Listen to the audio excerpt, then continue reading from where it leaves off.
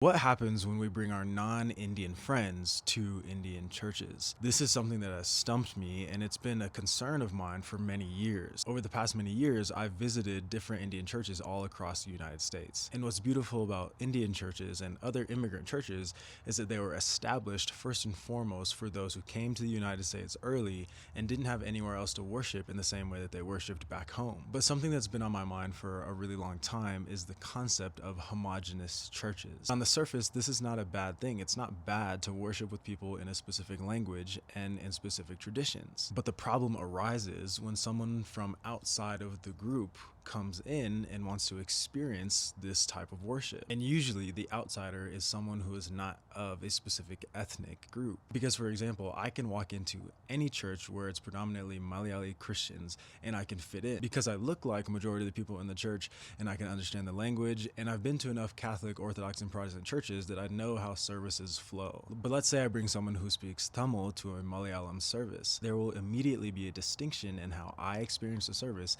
and how someone else who doesn't speak the language experiences the service. So let's take it a step further to bring someone who isn't even Indian to an Indian church. What's their experience? If the service isn't in English, then they certainly won't have any connection to what's actually happening in the service. And don't get me wrong, I love historical traditions, I love our languages, I love things that connect us to our home countries. But I've been asked the question so many times of how do we continue existing as homogenous groups living in America when most of us have friends and spouses who are not of this exact same group? And I don't have an answer for that, but I know it's important for us to consider. How do Indian churches and other ethnocentric churches in the West reach the communities around them? This is something I wrestle with. This is something I don't quite understand, but I would love to hear how you guys have experienced this and maybe what your approach is.